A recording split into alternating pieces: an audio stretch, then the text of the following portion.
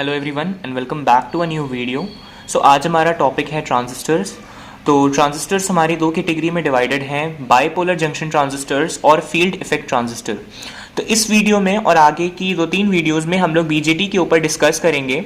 तो हमारा जो पहला टॉपिक बीजेटी है, इसका फुल फॉर्म है बाइपोलर जंक्शन ट्रांजिस्टर। तो बाइपोलर जंक्शन ट्रांजिस्टर से हमें क्या समझ में आ रहा है?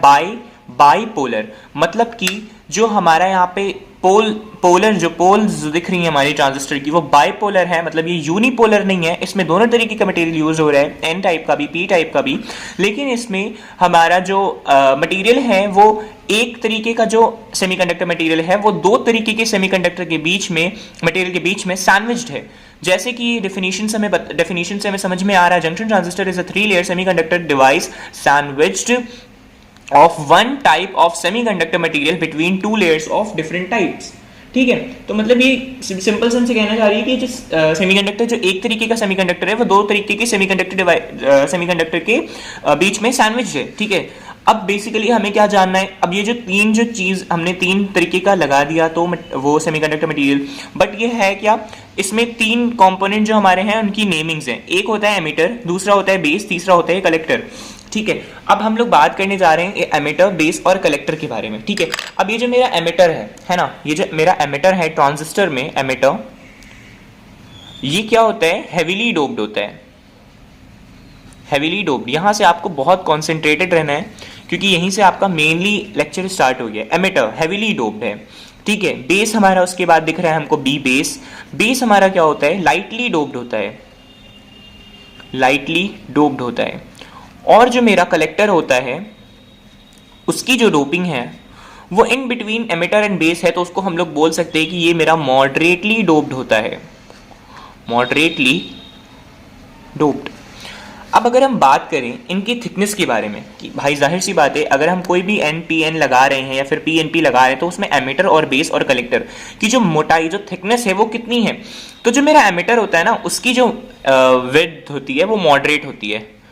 इसकी क्या होती है? Moderate size, moderate in size, है ना। ये क्या होता है? स्मॉल, वेरी स्मॉल कह सकते हो, थिन कह सकते हो, स्मॉल इन साइज, है ना। या फिर लिख सकते हो आप इसको थिन, है ना। और जो कलेक्टर होता है वो बिग होता है ना, बिग इन साइज, ये सबसे बड़ा होता है कलेक्टर मेरा, है ना। ठीक है, अब हम लोग बात करने जा रहे हैं एमिटर। ये जो मेरा एमिटर है ना, ये बेसिकली यही रिस्पॉन्सिबल है पूरी करंट को देने के लिए इस ट्रांजिस्टर में। और ये जो मेरी कलेक्टर, ये जो करंट है एमिटर वाली, ये एमिटर वाली करंट आती है बेस पे, कलेक्ट होती है। बेस जो कि बहुत ज्यादा थिन होता है तो वहां पे करंट ज्यादा नहीं रहती, थोड़ा सा रिकॉम्बिनेशन होता है इलेक्ट्रॉन और होल्स का, और उसके बाद वो पूरी की पूरी करंट जो है कलेक्टर में चली जाती है। इसका मतलब कि जो मेरी एमिटर की करंट होती है वो near about equal to collector की करंट होती है। अच्छा, उसका एक और रीजन क्या है? अब आप बेस पे आइए। बेस क्या होता है मेरा? लाइटली डोप्ड होता है।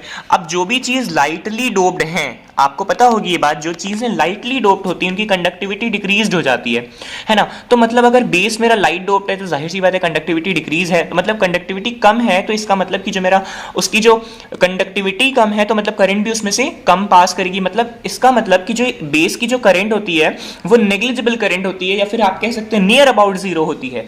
तो अगर मेरी एमिटर करंट मान लेते हैं IE अगर मेरी 1 होगी तो IB नियर अबाउट 0.02 मान लेते हैं होगी एम्पेयर्स में। और अगर उसी जगह मेरी IC क्या हो जाएगी, इनको आप फिर माइनस कर लीजिए। मतलब कि IE जो होती है वो मेरी टोटल करंट होती है, IB प्लस IC के बराबर होती है। तो अगर हमको IC निकालना है तो IE माइनस IB कर लेंगे तो ये 0.98 मेरी एम्पेयर्स करंट आ जाएगी। तो ये था मेरा ट्रांजिस्टर का बेसिक सा एक ओवरव्यू, क्या होता है इसमें, जो इनके जंक्शंस हैं ये क्या क्या होते हैं, एमिटर बेस कलेक्टर, कितनी इनकी डोपिंग है, क्या इनकी थिकनेस है, और इनका क्या एक नॉर्मल सा डायग्राम डिस्कस कर लेते हैं। अब देखो करंट का डायरेक्शन में एमिटर पे ही क्यों दिखाना है, क्योंकि एमिटर करंट ही हमारी सबसे जो सप्लाई करंट एक तरीके से कह सकते हैं आप, वो एमिटर की करंट है, एमिटर से ही करंट इनमें जाती है। तो हम लोग बेसिकली ये जो एरोस दिखाते हैं ये एमिटर पे दिखाते हैं। अब इनके डायरेक्शन पे डिस्कशन कर लेते हैं। तो ये जो मेरा डायरेक्शन है, आपको सबको पता होगा कि current flows from positive to negative, है ना।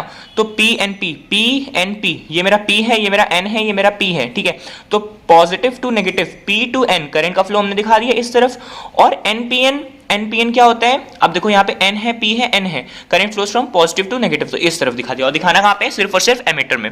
अच्छा, उसके बाद अब हम बात कर लेते हैं इनमें सबसे ज्यादा हम लोग यूज किसको करते हैं, तो हम इसको यूज करते हैं, क्यों करते हैं, क्योंकि आपको अगर पता होगी मोबिलिटी के बारे में, तो मोबिलिटी N टाइप मतलब इलेक्ट्रॉन्स की ग्रेटर देन P होती है ना। अब आप अगर इसमें गौर करेंगे तो इसके बेस पे क्या है, N है, मतलब यहाँ पे जो मेजोरिटी हमें दिख रहे हैं वो क्या दिख रहे हैं, होल्स दिख रहे हैं, यहाँ पे मेजोरिटी क्या है, इलेक्ट्रॉन्स हैं, तो यहाँ पे जो करंट है वो ज्यादा, मोबिलिटी जो ज्यादा है वो हमें यहाँ मिलेगी NPN ट्रांजिस्टर में, इसलिए हम लोग NPN ट्रांजिस्टर ज्यादातर यूज करते हैं। ठीक है, अब देखिए ये ट्रांजिस्टर की इनके बारे में बात हो गई है, अब हम लोग ऑपरेशन की बात करेंगे नेक्स्ट वीडियो में, तो इसी के साथ कंटिन्यू रहेगा नेक्स्ट वीडियो में। Thank you so much for watching.